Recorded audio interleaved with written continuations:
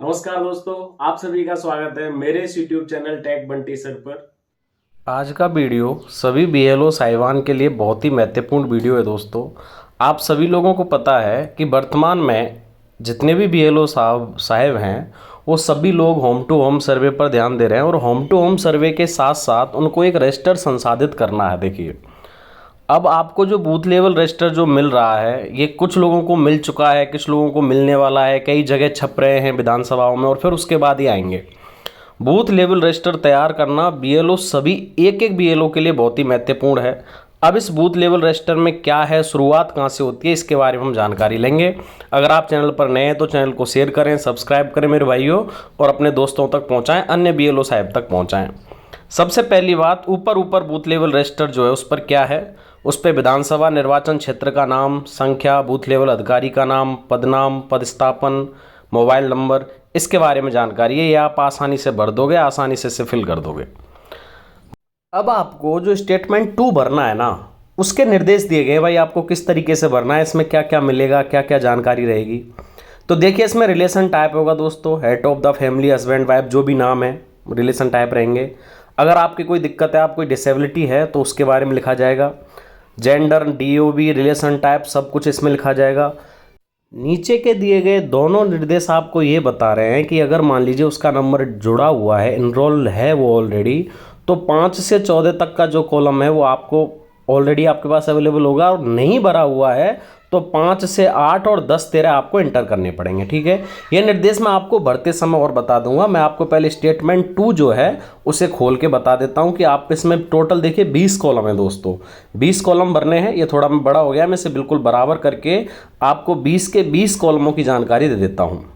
देखिए, वो जो निर्देश था वो आपको वापस बता देता हूँ। इसमें लिखा गया है कि अगर स्टेटस में जो देखिए इस इधर लिखा हुआ है नंबर 3 का जो कॉलम है वो है इनरोलमेंट स्टेटस, इनरोल्ड या अनइनरोल्ड। अगर इनरोल्ड है तो आपको 5 नंबर से लेकर के और 14 नंबर का जो कॉलम रहेगा वो डिटेल आपके पास ऑलरेडी अवेलेबल होगी। अगर इनरोल नहीं है तो आपको जानकारी भरनी है। सबसे पहले क्या करना है, आपको सीरियल नंबर भरना है, उसका हाउस नंबर भरना है। अगर वो बंदा इनरोल है तो उसको इनरोल लिख दो, अगर इनरोल नहीं है, उसका नामांकन नहीं हुआ है, तो उसको अनइनरोल लिख दो। ठीक है, अनामांकित लिख दो। उसके बाद वो कब होने जा रहा है, चौथे नंबर कॉलम में लिखना है। अब भाई कितने साल, 17 से एवब कब हो जाएगा, कौन से मंथ हो जाएगा, जनवरी में, अप्रैल में, जुलाई में, अक्टूबर में, इसके हिसाब से लिखना है। ऊपर देखिए लिखा हुआ है बाकायदा। ठीक है, उसके बाद नेम ऑफ इलेक्टर लिखना है, रिलेशन टाइप लिखना है। अगर उसकी जानकारी आपके पास ऑलरेडी है तो वो तो मिल ही जाएगी आपको, अगर नहीं है तो आपको इसका नेम ऑफ एपिक एड्रेस लिखना है, रिलेटिव का सेक्स लिखना है, उसका वो मेल है फीमेल है। उसके बाद उसकी जो एसआई नंबर है, ठीक है, एसआई नंबर है एनरोल नंबर में, वो लिखना है। एपिक नंबर लिखना है, अगर उसका पहले से होगा तो मिल जाएगा, अगर आपको बनाना है तो नहीं मिलेगा। डेट ऑफ बर्थ लिखनी है, मोबाइल नंबर लिखना है, ईमेल आईडी लिखनी है। ठीक है, उसके बाद अगर आधार उसका जुड़ा हुआ है तो आप यहाँ पे सीधे मतलब वेरीफाइड कर देंगे। अगर नहीं है तो आपने कलेक्ट किया है नहीं, उसके लिए वाई यस तो हाँ, ये वाई नो तो नहीं। पीडब्ल्यूडी का मतलब यह है कि भाई कोई डिसेबिलिटी तो नहीं है, बीआई की कोई सुन नहीं पाता हो, कोई चल नहीं पाता हो, और डिसेबिलिटी कितने परसेंट है वो लिखनी है कॉलम नंबर 17 में। कॉलम नंबर 18 जो है दोस्तों, उसमें यह है कि भाई अगर आप परमानेंटली कोई शिफ्ट हो गया हो यहाँ से, ठीक है, तो उसके बारे में जानकारी लिखनी है। और 19 नंबर में ये है कि अगर उसके कोई जो आपने भरा है फॉर्म उसमें कोई दिक्कत हो गई है, उसके एपिक में कोई दिक्कत हो गई है, तो यस, नो तो नो, और है तो कौन सी दिक्कत है, नेम की दिक्कत है, डीओबी की दिक्कत है, ये सब रिलेशन की दिक्कत है, ये सब आपको कॉलम नंबर 20 में लिखना है।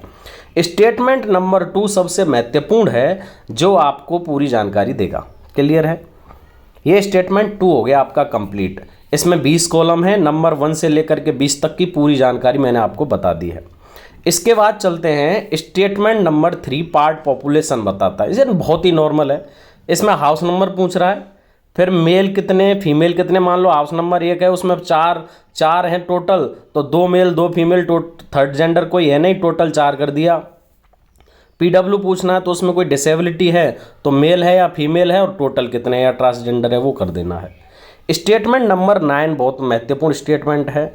इसमें आपको ये बताना है कि भाई पहले में बता रहा है number of newly constructed houses, भाई कोई घर तो नहीं बना है नया, तो लिख दो भैया संख्या। फिर पूछ रहा है कोई बिल्डिंग तो नहीं बनी दूसरे में नया, वो लिख दो भैया तीसरे में। तीसरे में पूछ रहा है कि भैया कोई मतलब कॉलोनी तो नहीं बनी, कोई सोसाइटी तो नहीं बनी है नया, वो लिख दो भैया। मुख्यतः जो है इसमें पांचवा है, वो आपसे पूछ रहा है कि करंट रिवीजन में अब जो आप सर्वे कर रहे हो इसमें कितने % लोग वोट डाल रहे हैं। इलेक्टोरल पॉपुलेशन रेशियो, अनुपात पूछ रहा है एक तरीके से।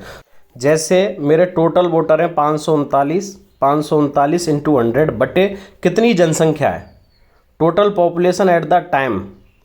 करंट रिवीजन और प्रीवियस रिवीजन दोनों की पूछ रहा है, ये पहली भी निकाल सकते हो आप आराम से और दूसरी भी। करना यही है 539 इंटू 100 बटे टोटल जनसंख्या वर्तमान में, और छठे में क्या करना है कि 539 इंटू 100 बटे पहले कितनी जनसंख्या थी पहले रिवीजन में।